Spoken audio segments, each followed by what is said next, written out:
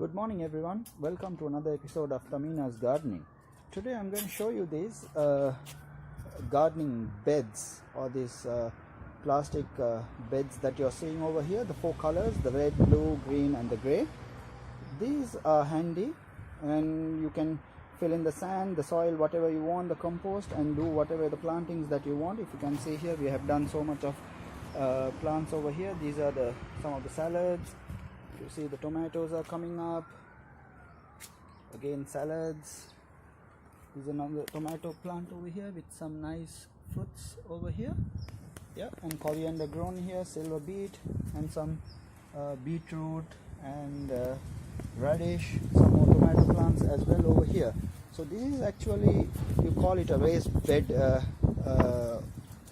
here, and it's another technique or a developed technology in gardening, where usually if your soil is not so fertile, or if you're getting pest invasion into your flow gardening, or if you don't have soil flow to do your gardening, then this is a good technique.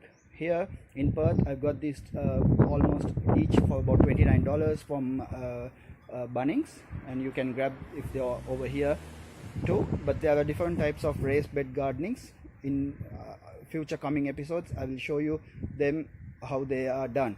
So I'll show you a bit on my backyard, what has happened to the soil, so that you get an idea why I have chosen this method to do my planting. Here you go, this is our backyard, and a couple of months back, if you can remember, we had this patch fully grown with cucumber, pumpkins, tomatoes. Now everything has disappeared, and we only have left with some kangkung grown over here, and they are really struggling to survive and grow. So they're still okay. I'm just checking what's happening with them, but over the 4 months they have not shown any improvements at all. This is the level, and some stems have been eaten up by the pest. And if you see here, the only thing that is growing beautifully over here is the parsley. So basically plants like parsley, lime, lemon, these ones have enough antioxidants, and the pests don't really like them, so they don't feed on them. What they do is they go on to the easy ones, which are more vulnerable to them. So they go on feeding on veggies, herbs, plants like kangkung.